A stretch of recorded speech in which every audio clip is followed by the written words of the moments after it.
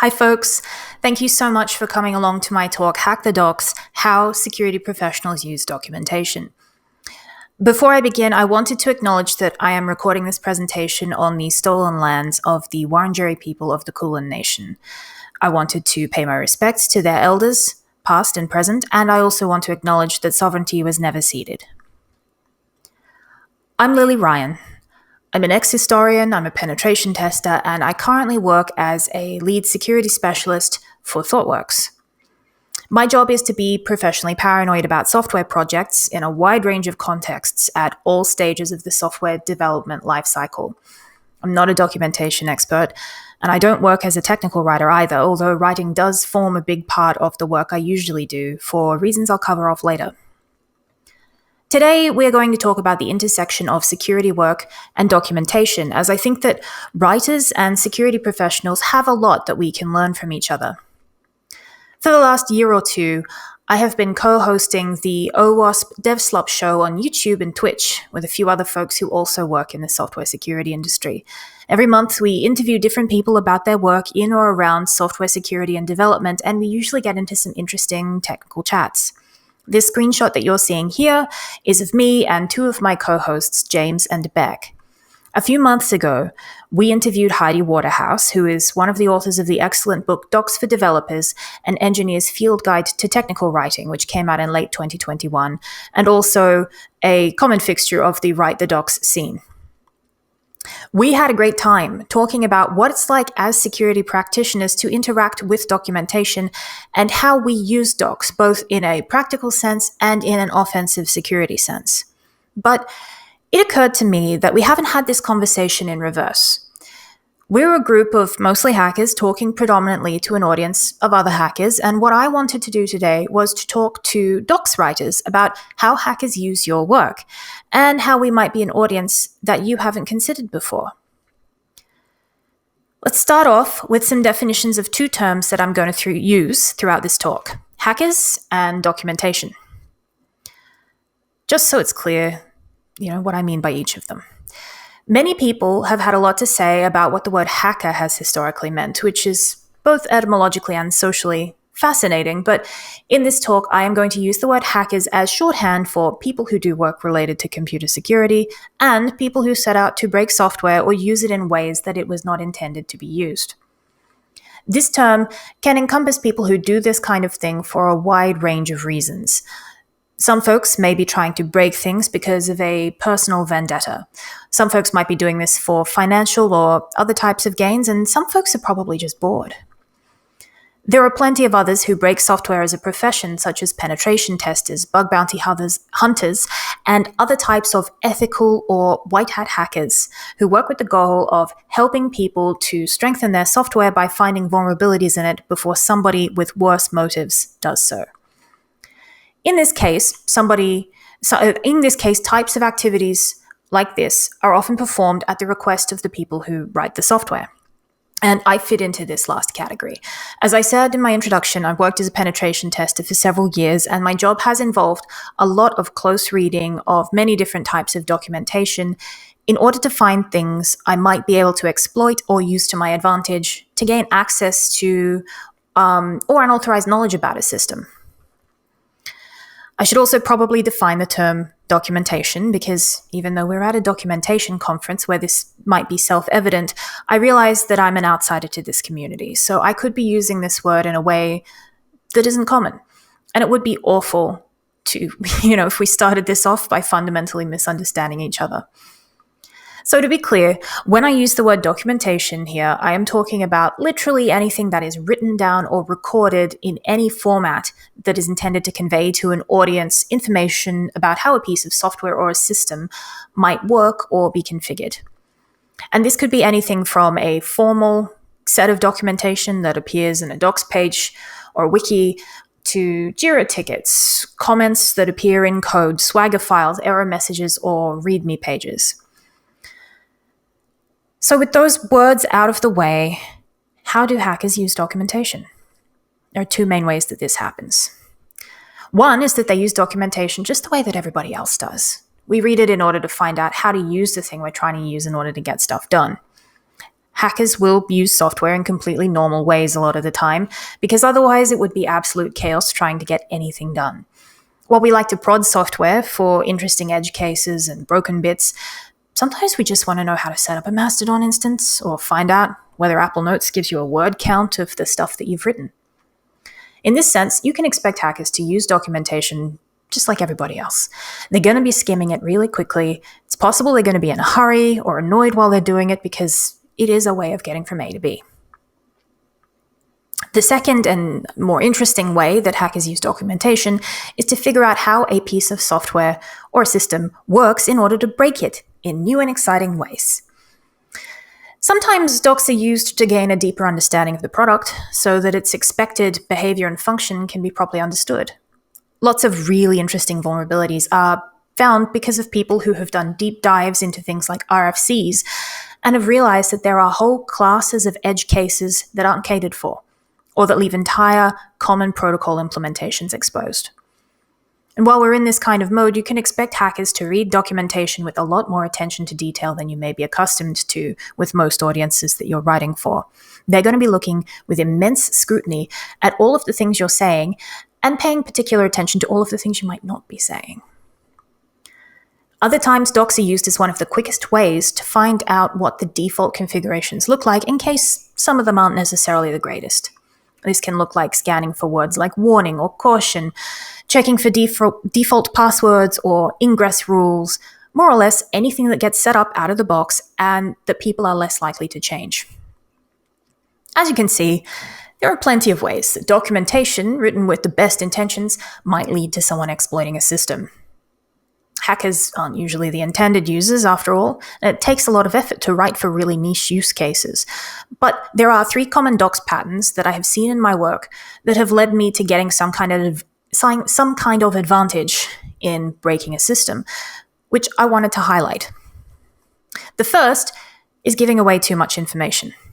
This can include supplying instructions about how to configure something in an insecure way, including information about where the security controls are and how to turn them off. It can also include overly verbose errors, which you might see coming up in penetration testing reports every now and then. These are error messages that spit out like entire stack traces or that highlight that you've made a typo in the name of the file you're trying to find and perhaps suggesting the name of an existing file as a close match instead. Of course, there is a line here. We need to make sure that we're giving people enough information to be useful without also giving away too many detailed implementation points.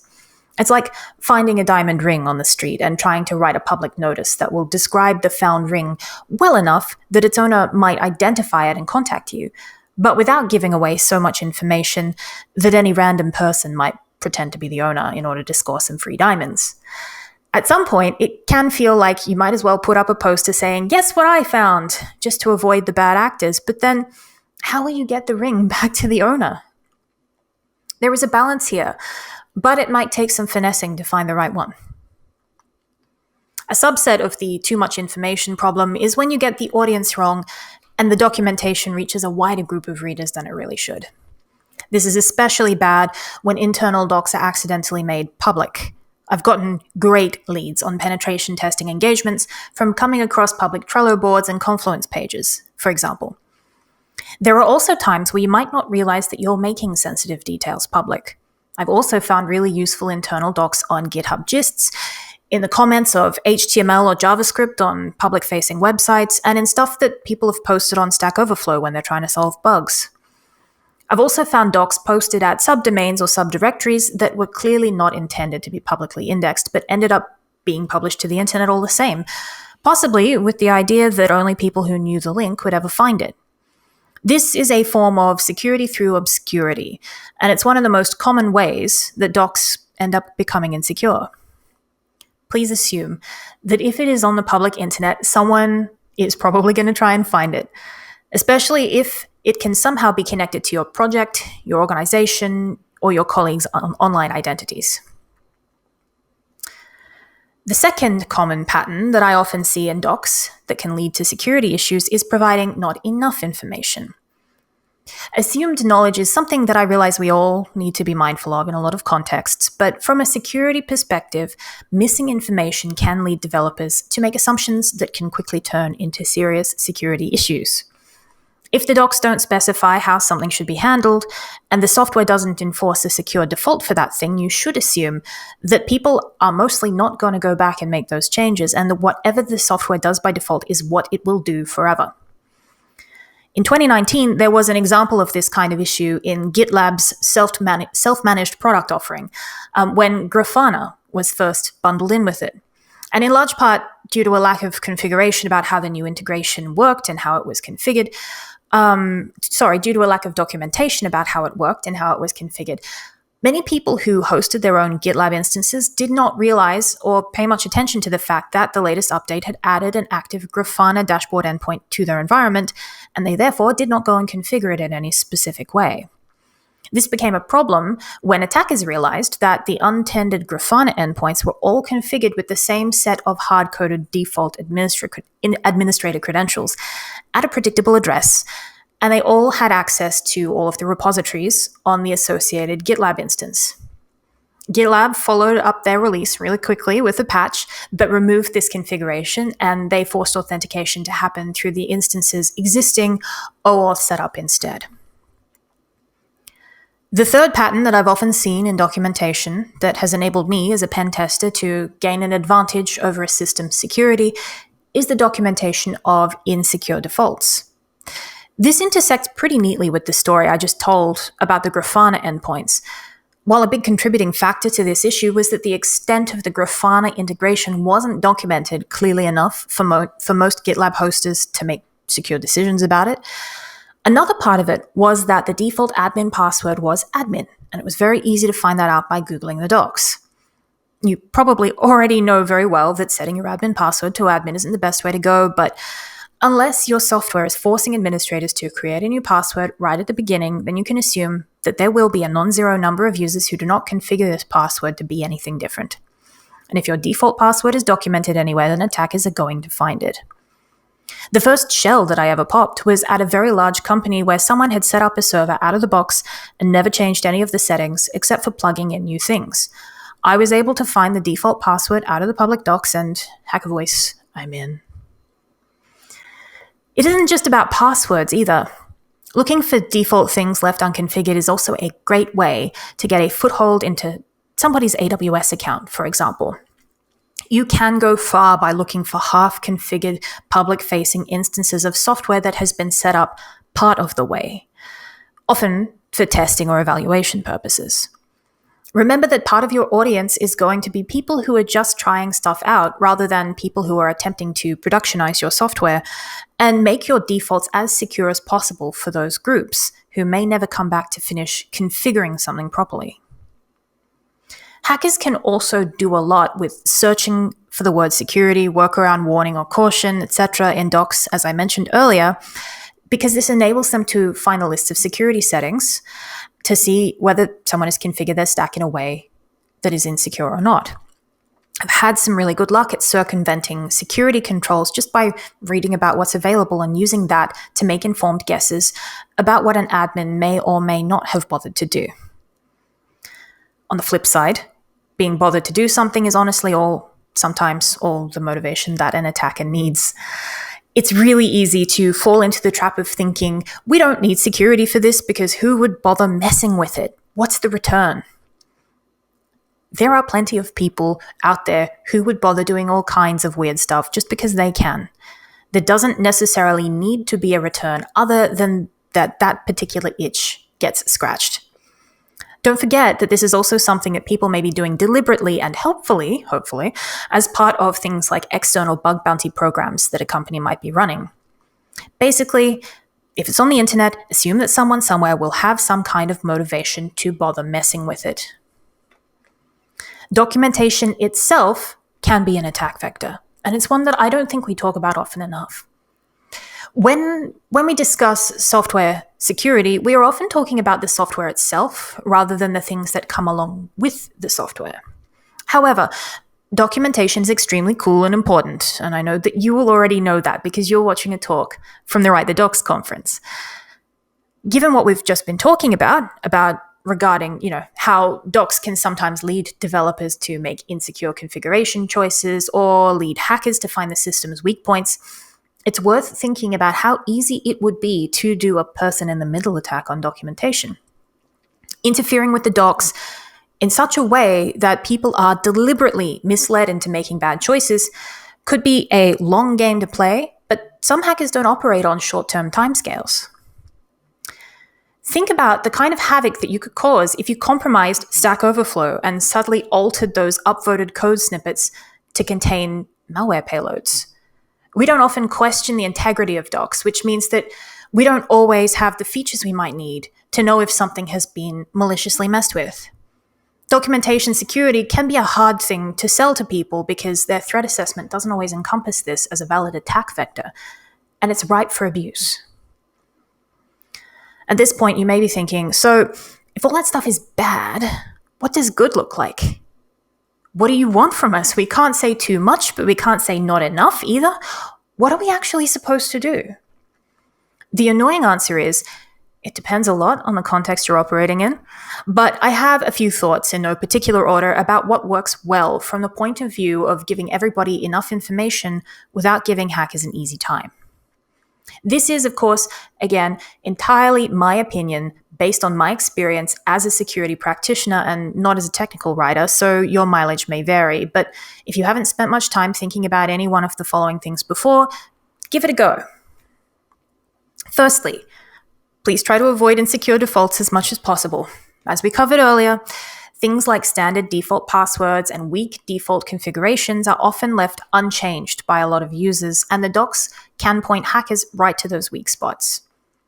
I should be clear that this isn't a responsibility that belongs to writers to begin with. You can only document the software configuration as it exists. You can't invent things that aren't there already just because it sounds more secure. And a lot of the time, you might not be in charge of what the defaults look like. Sometimes you're only the messenger.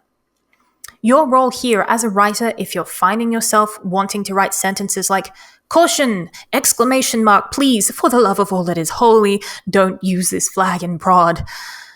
If you're trying to write stuff like that, use that as an opportunity to discuss these concerns with your wider team. Point them back to this talk if you really have to. If you have access to a security team where you're working, raise it with them too. We've all got a part to play in making good security happen. Secondly, remember that hackers are a part of your audience, whether or not you want them to be. Not everybody who's using your documentation is going to be using it with good intentions. Threat modeling, or evil brainstorming, is a really useful way to think about risk in software development. We can use it as a space to be negative or pessimistic as much as possible about our project, to think about bad outcomes, abuse cases instead of just use cases, and get into an attacker's mindset for a little while. I'd encourage you to include documentation in this process, both as part of a larger team threat modeling session, and also to hold your own threat modeling sessions specific to documentation. Docs are the backbone of any good system, and if they get neglected, disrupted, or manipulated, it can sometimes have extremely bad consequences. So it is really valuable to consider what those might look like ahead of time. Thirdly, err on the side of making the risks visible. As I said earlier, it can be easy to fall into either despair or apathy when you get to the question of how to walk the line between giving too much information or not enough, knowing that attackers might try to use documentation against you. If you're in doubt, choose the side of making the risks visible rather than relying on keeping things obscure. As we highlighted earlier, security through obscurity doesn't really work. By trying to hide things, mostly what is likely to happen is that you're going to end up creating the circumstances for legitimate developers to make mistakes because they're filling in missing gaps in the information with guesswork. And attackers will often have the patience to take full advantage of the things you're not saying as well as the things you are saying. Observable risks are better than non-observable risks, and silent failures are so much more dangerous than the noisy ones. So be clear about the risks and use that clarity as a way of having conversations with the developers about why we even have that lever to begin with. Lastly, to address the issue of documentation being used as an attack vector in itself, think about how we can create more tamper-evident systems. We can't make a perfectly secure system, but we can do this part. If you're using a source control-based system to write documentation, this should already be built in for you. But it is good to ensure that your users also know how to verify that the information that they're seeing is the right stuff.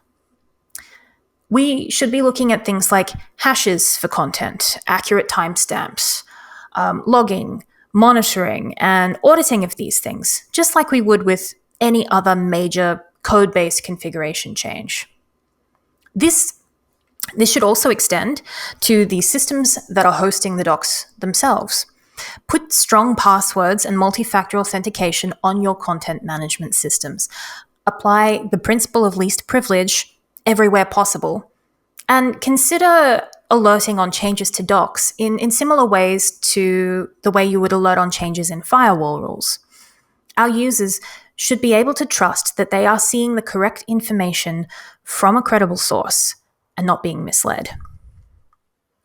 After all of this, I also want to say, please don't despair. There are a lot of things that you can do to write good documentation that is also secure. And they go hand in hand with many of the other good practices for writing good docs anyway. You are never going to be able to think of every single use case out there, but nobody is expecting you to be a superhuman about this. One of the themes that I have seen among the presentations given by other speakers at Write the Docs events is that you can't let perfection get in the way of creating anything at all. And it's true for considering security in docs too. Do the same thing that you would do any other time that you're trying to improve a documentation situation. Document things in small increments and do it often. Reward yourselves, your team, and the people in the industry for taking any small steps at all towards that ideal end state, even if it isn't exactly perfect. Because nothing is totally perfect, and nothing is totally secure when all is said and done. Everything is grades of progression, so don't let perfection get in the way.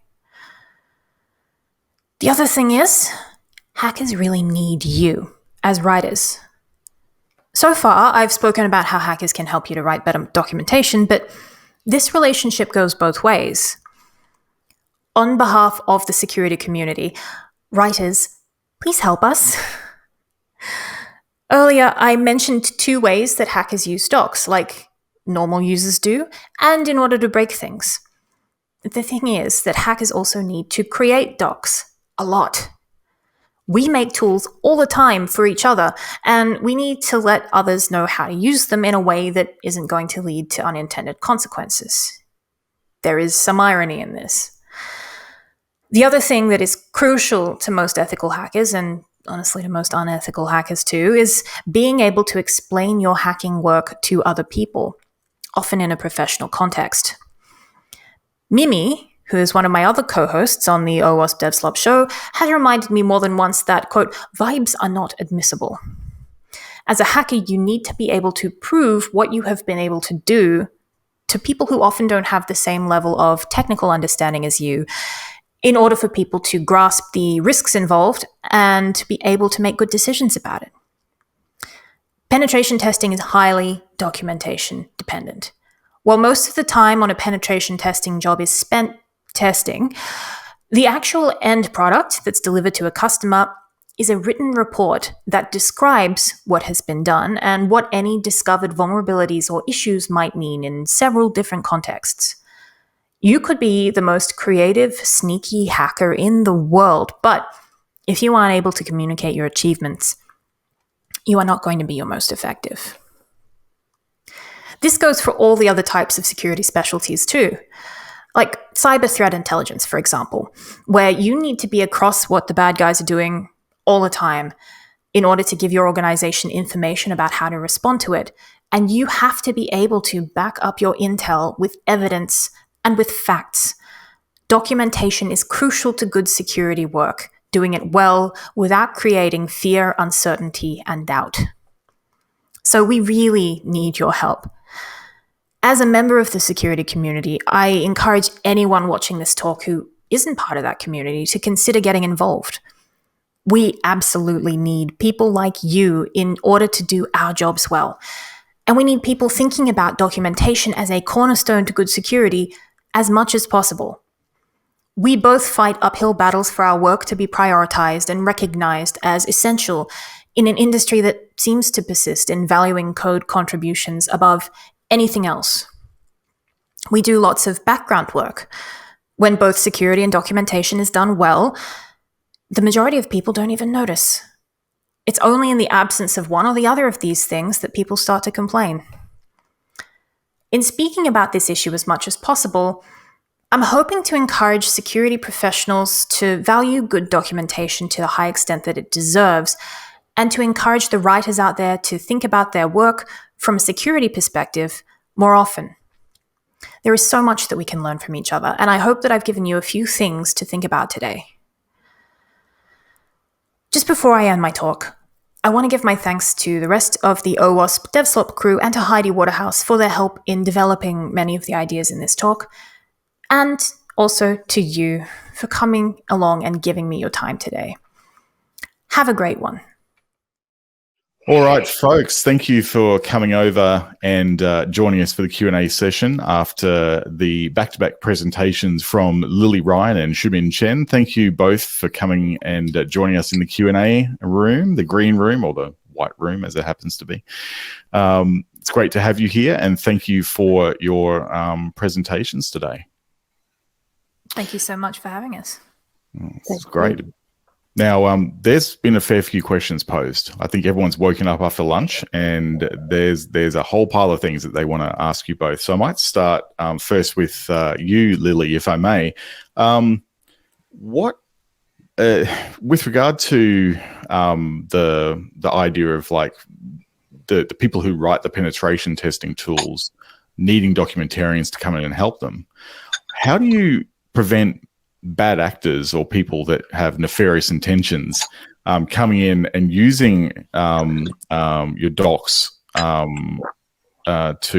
actually, there's two questions here. I think it's both from bad actors actually wanting to innocently contribute changes to your docs through perhaps, a merge request or something like that, if your project is an open source and public project. How do you, as a maintainer or as a team, work around that problem to stop those things going in and then paving the way for bad actors to utilize them later on? Yeah, that's a really good question. Firstly, I think part of it is knowing your community as best you can for the tool that you've already got. I know a lot of us would dearly love to get random contributors way more often than we actually do. So it is kind of likely that we are probably going to know a lot of the people who are contributing, and we've probably got some ways of onboarding new folks too. And so understanding what we've got in terms of contribution and who it's coming from and how they found the project might help a little. Depends on your project a lot, of course. But also when you're reviewing any of those kind of merge requests, reading them with that kind of attacker mindset, I think, is really important. So and I think it'd be good to do that with any merge request, honestly, but spending a bit of time thinking about what it's saying, how it might be abused, that kind of thing, if the change has come through, is probably worth trying if you're concerned. Honestly, with lines of text, it's probably not as bad as other things like executable code and things like that. But it's worth bearing in mind that instructions can be misleading. We just went through that.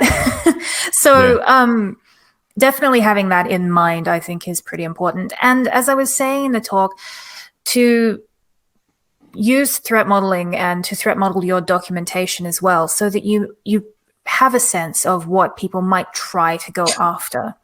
Because getting that ahead of time and sort of preparing for, we have this particular kind of feature and it's possible that people might try to abuse it this way, or we might get malicious requests for information this way, helps you to think ahead about that kind of thing and anticipate some of it. Sounds like you need to be one step ahead at all times. You need to be in that mindset of thinking like an attacker, so that your tool doesn't actually become an attack vector itself. Generally, it's good to have a bit of that skepticism as much as possible, but I realize that building things means that is hard to maintain if you want to do things creatively. So spending a bit of time to build that environment for yourself where you are allowed to time box that sense of paranoia is probably a very healthy thing to do for everybody. Absolutely. Put some boundaries around it. Yeah, that's a really good advice. Put boundaries around it. Shuman, I might jump over to you now. And one of the questions that came up during your talk was there actually a downside with using simplified English from a repetitiveness perspective, or a lack of variety in the prose, I guess you could say, in your documentation? Have you found that using it, you've got feedback about from readers saying it's less engaging, or they have more or less trouble sort of engaging with it? Yeah, so intuitively, it might strike people as that STE is all about robot speak and very prosaic language.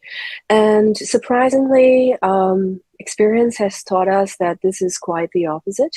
There is, in fact, language quality, clarity in place. So I wouldn't want to blow my own trumpet too much, but rather point you to a review that I did in the case study, where you would see that writing text presented in simplified English versus standard English makes a whole world of difference. And also, I wanted to also ask a counter question to that question you've posed. Not very nice, so I've only decided to do it at the end.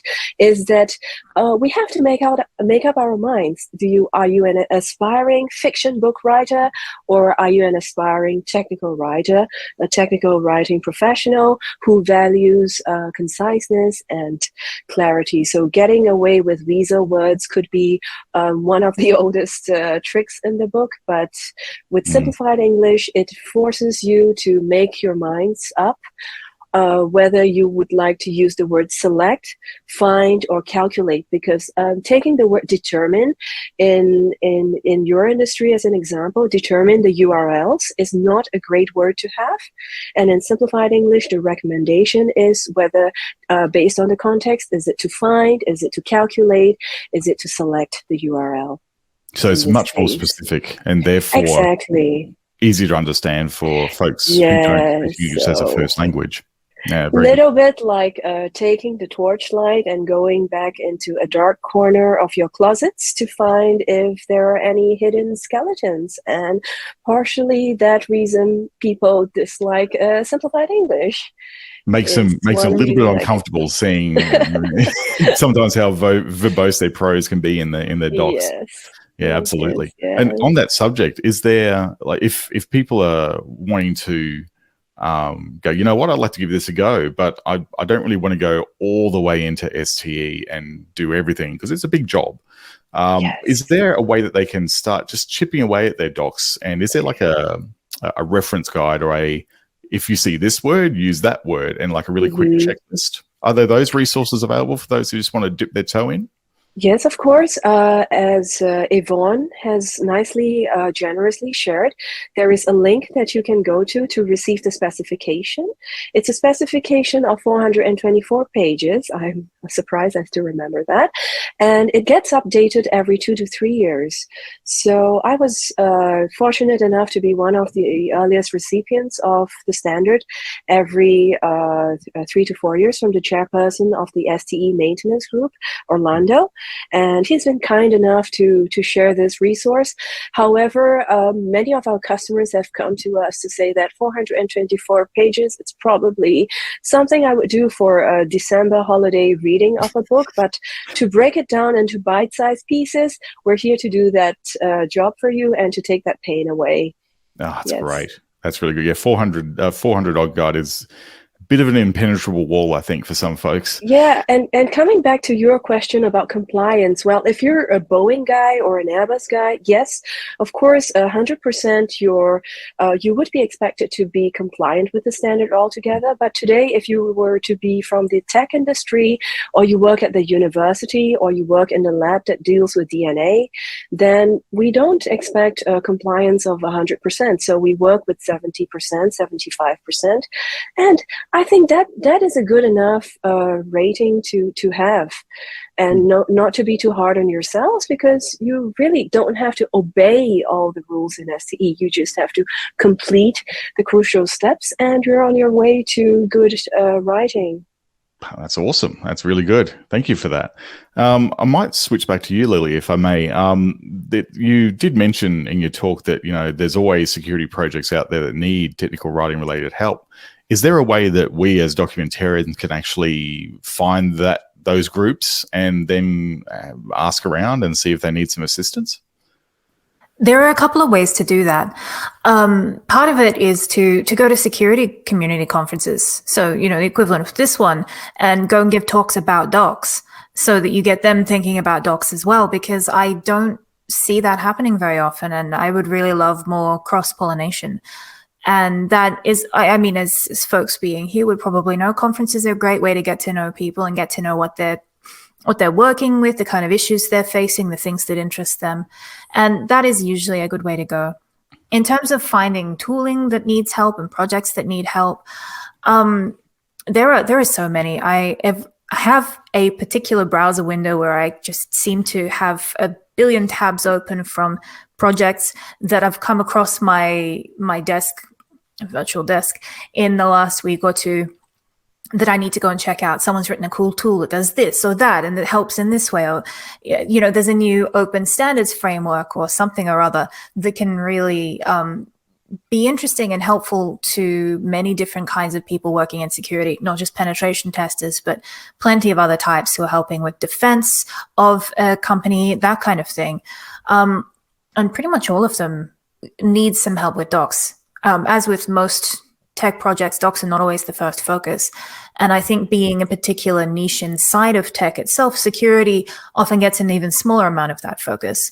And I feel like your attentions would probably be welcome in pretty much any one of those places. But if you're looking for a good place to start, looking at the OWASP, the Open Web Application Security. Oh, wow.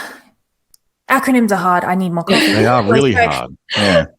Going to the OWASP wiki and going there and seeing what they're talking about, what tooling, what frameworks they're recommending, going through to the associated GitHub repositories and kind of digging in there and sort of linking through is good. And just talking to anybody that you know in your professional life who intersects with security in these ways. If you are working at a company that has a security team, they probably have a good line into the kinds of tools that are used. Many of them are open source, and many of them are just sitting around on GitHub and keep, looking for contributors all the time. And so few people come through looking to contribute docs. There you go. So that's how you do it, folks. You get in there, you go to conferences, you go to the OWASP page, you look at the GitHub repos, and you get started. Really Thanks, good. Phil, in the chat. Phil's just said it's the Open Web Application Security Project. Thank you. Yes. Yes. And acronyms are hard. You know what? We unfortunately are at the end of our allotted time for the Q&A questions, which is a shame because there's some left on the table here. So, folks, in the break, if you want to ask some more questions and perhaps continue the conversation, jump into one of the other rooms that are open at the moment, and you can do that. But after the break, we have lightning talks coming up. So stay tuned for that. But in the meantime, you've got a little bit of time to go on a break and get some coffee or something else. And we'll see you back for the lightning talks at 2:40 Australian Eastern. To answer your question, Cameron, whichever room you like, just work it out in the chat and pick one and go and chat more about it. Okay, folks, thanks again. We'll wrap it there for now. Enjoy your break, and we'll see you for lightning talk shortly.